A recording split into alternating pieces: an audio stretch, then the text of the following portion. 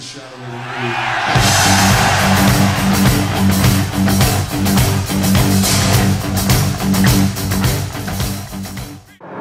know, we can only go so far, the same as any group of artists. You can go so far. The first Deep Purple, I'm speaking now of Deep Purple, the first Deep Purple went as far as they could with the people who were working with them. As I said, the nucleus is the obvious, three members. The second Deep Purple went as far as it could go. And we'll find that, you know. I'm sure. All I can say personally is there's three alternatives as far as I'm concerned. That's either I'll get the sack, or I'll leave, or Deep Purple will finish.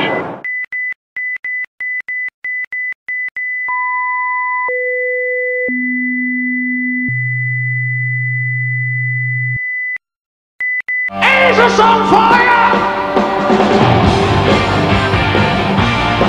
Yeah, yeah. I remember my mum, God rest her soul, when she heard me listening to Whitesnake, thought, oh, he's got a nice voice, sounds a bit like Tom Jones.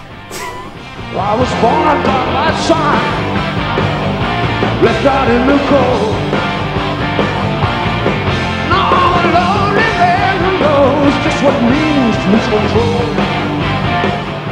We had no way of knowing that Whitesnake was going to be a mega huge band. You know, you're just focusing on what you're doing at that particular moment and trying to do a decent job. It's not a very good idea to be married and be in a rock band. I haven't met very many people who've stayed faithful. I'm not married, so it's okay.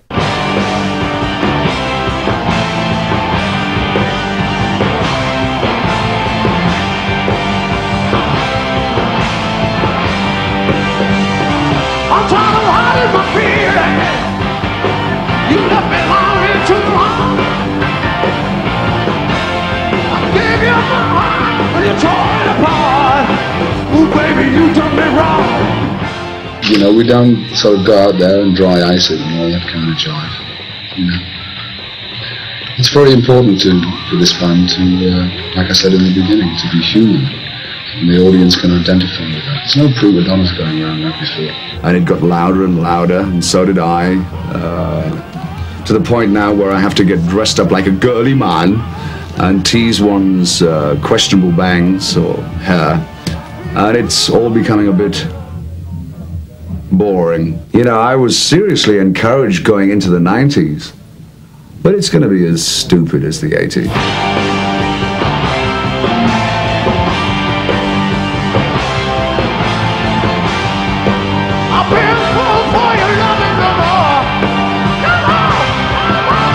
They appealed because they were real, they wrote great songs, and they could go out and they could perform them live. Musically, the band went down the pan for a long time. It had turned into something of a turd, but he could still polish it. That's a good shagging tune. Great rhythm. Moustaches and heavy metal, no. What a charmer. But he was a public enemy #1 for a while.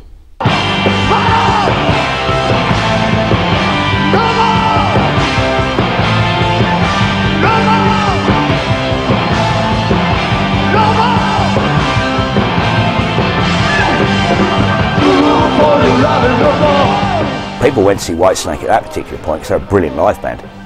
You know, there was an audience there, but it was, you know, it wasn't going to be given to him on a plate. It's got to the point now where Mickey, Bernie and Neil have had some t-shirts made with Deep Purple on in big letters, and in small letters above it it says, "No, I wasn't in Deep, back in Purple." The release you can get is like the physical release, which I think is what we promote, right?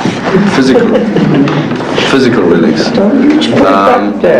I'll put it there. All right. David Coverdale must have loved proving a lot of people wrong in this country who wrote him off. He was always going to be that specky twat who used to, from up north, who lucked out by getting into Deep Purple. You can imagine how bitter he must have been and how super determined he was going to be to just fuck you to all the British critics. Can you talk about your fairy tale discovery? Yeah, with the accent on fairy. I've always wanted to get on, you know, and I auditioned Deep Purple last year in August. Yeah. No, it was. Presumably you're near normality than they are. I mean, they've been living in this fantasy for so many years. Presumably the contrast between... I've always had the fantasy there, you know. I've always wanted, I've known what it was about, you know. I just wanted to, instead of standing outside the door, I wanted to get in. You know? And you're happy now you're there? I'm very happy, yeah, right. Now, David Coverdale's position in Deep Purple was always rather fascinating because he joined Purple to replace Ian Gillan, a legend, a megastar. Coverdale was a complete unknown. John Lord has told me this himself. He said that Coverdale turned up with a sort of very bizarre sort of bird's nest bouffant hairstyle. He was overweight, he had a lazy eye, and he'd attempted to grow a moustache. And obviously they packed him, once they decided that he had the right voice, they packed him off to the health farm to lose weight, fixed his eye, grew his hair, and at Lord's request he had a shave because I think Lord had said to him, "What's that on your top lip?" And he said, "Oh, it's my moustache." And he said, there's only one moustache in this band and it's fucking mine. And in fact he actually walked out of Deep Purple about 10 seconds before they split up. I think his main complaint was with Tommy Bolin, who was really not very well by that point, and he later died of a heroin overdose. I turned around, I saw Richie throw his guitar up and you kick your drums to pieces, and I thought, I can't sacrifice a mic. And I thought, I'll kick the monitors off, you know. And I thought, can I afford it? I'll go off. I threw a ring on the floor and jumped on it. You know. So when Deep Purple finally split up in turmoil and confusion, most people believed David Coverdale was never really destined to do anything again. He'd come out of Deep Purple as a bit of a useless ragbag and turned himself into this star. David Coverdale, I thought he always struggled with credibility anyway. So he was this former boutique assistant from Redcar. So he had a lot of fun poked at him. So I don't think David Coverdale would have been perceived as the one to be the big star post Deep Purple. Purple, one of the biggest bands in the world when David Coverdale joined them. So it was a perfect launch pad really for him to sort of go on and do something else with another musical project, which of course is exactly what he did. When David left Deep Purple, he wanted to do something much more soul-y and bluesy, so his first couple of solo albums were very much a collaboration with Mickey and all his influences, which at that time were very American and not terribly sort of heavy at all, very soul-y, bluesy, funky, kind of Little Feat type grooves. The first one was called Whitesnake, and the second one, North Winds, was more going into rock and soul areas, and that in fact was the blueprint for the band Whitesnake.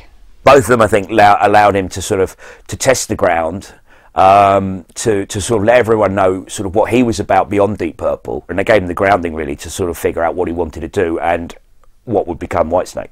He wasn't trying to reinvent himself. In fact, his whole career, in many ways, or certainly the career directly after Deep Purple, was him doing what he'd always done in Deep Purple. More of the same.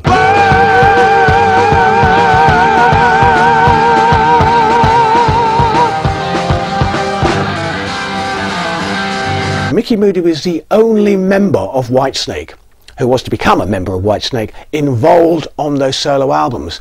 But a lot of people who were associated with musicians who would eventually join Whitesnake were on the album, and by having that continuity I think it also started to develop in his mind the idea of let's put together a band. It's going to be certainly more human, Steve. No, really. No, I think it got a bit too impersonal with Purple. And with this band, hopefully we can learn by the mistakes and by the experience, the positive experiences that we had with Deep Purple.